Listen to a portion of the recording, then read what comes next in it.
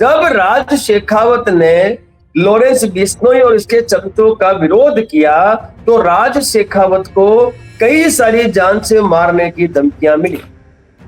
ठीक है साहब, लॉरेंस के चमचों द्वारा कई सारी धमकियां जान से मारने की राज शेखावत को मिली और मेरे पास यह जानकारी भी आई कि लॉरेंस बिश्नोई के चमचों ने मेरी सुपारी सिवान के ओसामा खान जो कि साबुद्दीन का बेटा है उससे 1.5 करोड़ रुपए तो दे दिए और बाकी काम होने के बाद देगा, ये जानकारी भी मेरे पास आई है। तो ऐसे व्यक्ति को, जो व्यक्ति पूरे भारतवर्ष में फिरौतियां लेता है, जो खंडनियां लेता है, जो भय का माहौल उत्पन्न करके बैठा है, जिसने पूरे भारत को भयभीत कर रखा है, ऐसे व्यक्ति को हम क्यों इस भारत की इस भूमि पर जीवित छोड़े।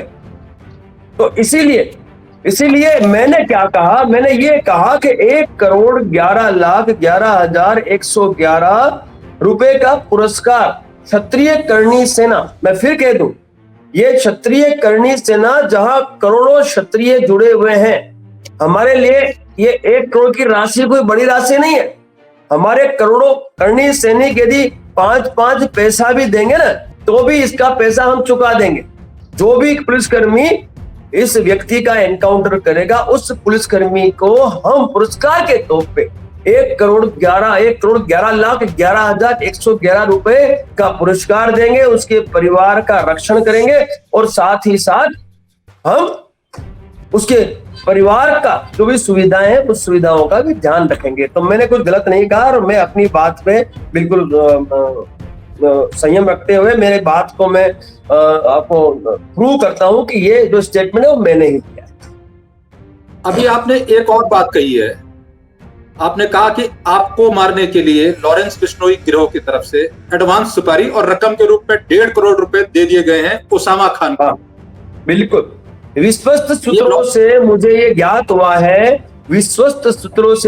ज्ञात हुआ है और जिस बच्चे को इन्होंने मुझे मारने के लिए तैयार किया था वो बच्चा व्यक्तिगत तौर पे मुझसे मिलके गया है और उस बच्चे ने मुझे पूरी घटना की जानकारी दी है और वो जो बच्चा है वो बच्चा आज भी मेरा फॉलोवर है। तो मेरे पास तो पुख्ता जानकारी है कि लॉरेंस बिश्नोई के लोगों ने राज शेखावत की हत्या करने के लिए सिवान, बिहार के सिवान जो जिला है उस जिले के ओसामा खान जो एक बहुत बड़ा गैंगस्टर हुआ करता था, उसके पुत्र ओसामा खान साबुद्दीन के पुत्र ओसामा खान को मेरी सुपारी दी गई है।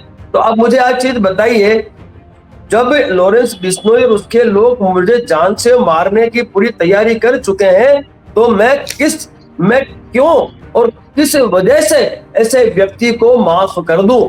दूसरी बात, सुखदेव सिंह गोगामेडी की हत्या इन लोगों ने की तो वैसे भी हमारी दुश्मनी और इनसे है और मैं डे 1 से कह रहा हूं, हमारी शुरू में भी यही मांग थी कि जितने भी दोषी इस हत्या में वो सभी दोषियों का एनकाउंटर हो, लॉरेंस बिश्नोई का एनकाउंटर। मैं आपको विश्वास दिलाता हूं, यदि केंद्र सरकार ने, भाजपा की सरकार ने हमारी इस मांग को सार्थक कर दिया, लॉरेंस का एनकाउंटर कर दिया और उन सभी दोषियों का एनकाउंटर कर दिया और इस गैंग का सर्वनाश कर दिया, इसको खात्मा कर दिया, जितनी भी गैंग है उनको खात्मा कर दिया, तो मैं विश्वास दिलाता हूं पूरे भारतवर्ष के क्षत्रियों का जो वोट है, जो मतदान है, वो मैं भाजपा के पक्ष में करवाने के लिए पूरा योगदान दूंगा। लेकिन यदि न्याय अधिकार नहीं मिलता है तो मैं वही राज शेखावत हूं जिसकी पगड़ी आपने हवा में उछालवाई थी, वही राज शेखावत हूं जो आपको आने वाले विधानसभा और स्थानिक चुनाव में नुकसान पहुंचाने के लिए पूरी तैयारी करेगा।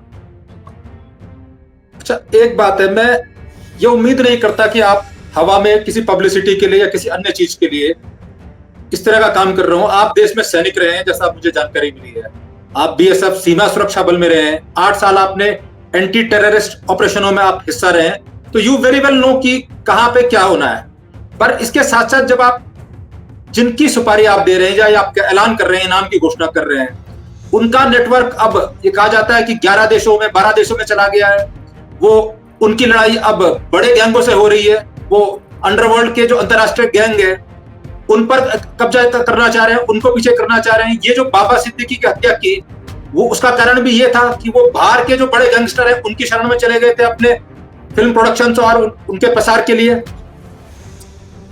तो कहीं आपको आपके अंदर जो ये धमकी भी आ रही है, आपकी सुपारी भी दे दी गई है, कुछ भय लगता है आपको? मैं आपसे पूछना चाहता हूं रावत साहब जी, भय किस बात का, डर किसका?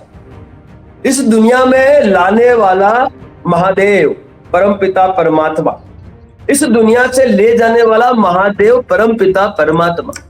लॉरेंस तो एक व्यक्ति है, एक नागरिक है इस देश का, उससे राज शेखावत क्यों डरे? बाकी रहा आप कहते हो उसके पास शूटर है, बड़ी गैंग है। साहब, करणी सेना से बड़ी कोई सेना आज की तारीख में क्षत्रियों की इस भारतवर्ष में नहीं है। मेरे पास करोड़ों करणी सैनिक हैं और गरम दल है और क्षत्रिय योद्धा है, इनसे लाखों गुना ज्यादा बड़ी शक्ति और ताकत राज शेखावत की करणी सेना रखती है।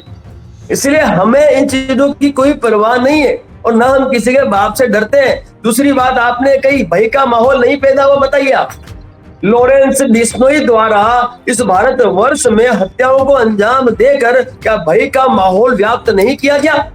क्या इस देश का नागरिक भयभीत होकर रहेगा? क्या इस देश का नागरिक भय मुक्त होकर रहने का अधिकारी नहीं है?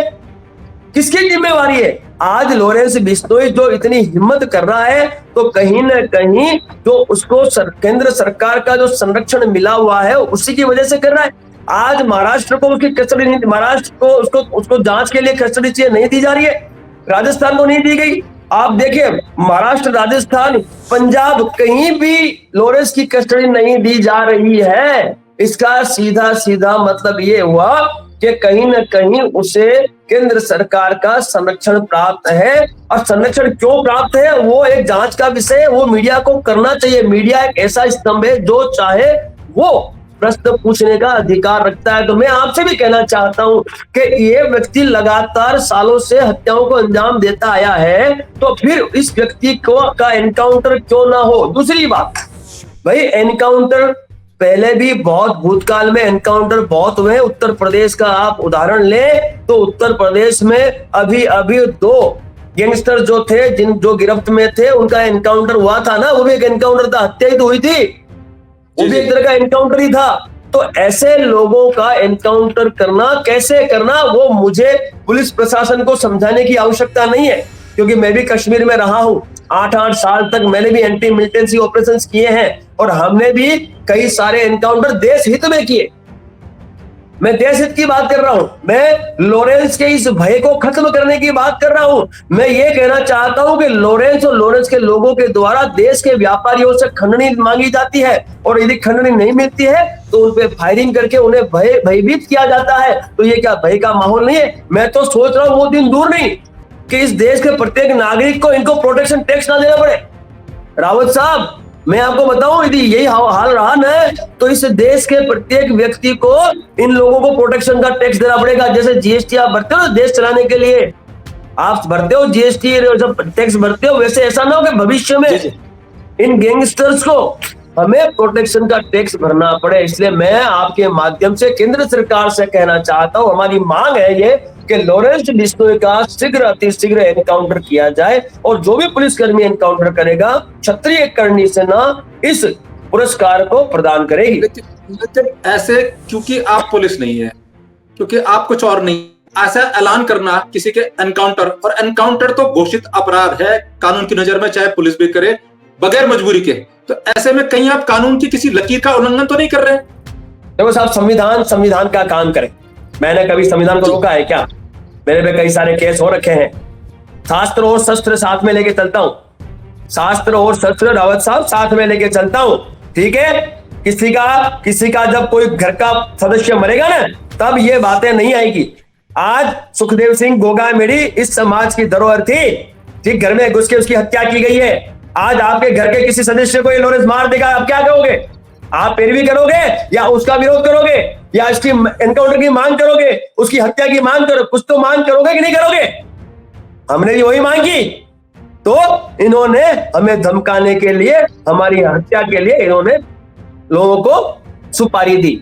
मैं आपसे फिर कहना चाहता हूं, इस भय भीत माहौल को हमें खत्म करना होगा और ऐसे लोग जो ऐसे तत्व हैं जो आतंकी गतिविधियों में लिप्त हैं, जो हत्याओं को लगातार अंजाम दे रहे हैं, जो भारतवर्ष की जनता को भयभीत कर रहे हैं, ऐसे लोगों को कानून का कोई डर नहीं है। इनकी जो चमचे हैं उनको भी कोई डर नहीं है। खुलेआम मीडिया में वो स्टेटमेंट दे तो रहे, आप सुनिए ना, खुलेआम कह रहे हैं हमारे 700 शूटर हैं, पूरे भारत में काम कर रहे हैं। साहब, जब ये लोग खुलेआम मीडिया में 700 शूटर को स्वीकारते हैं, ये हत्याओं की जिम्मेवारी लेते हैं, तो साहब इन लोगों की कस्टडी अवश्य देनी चाहिए और कस्टडी के साथ साथ ऐसे अपराधियों का एनकाउंटर ही एक विकल्प है, क्योंकि एनकाउंटर से भय फैलेगा और भय पैदा होगा, तभी ये लोग, इनकी गैंगे ऐसे हत्याओं को अंजाम देना बंद करेंगे।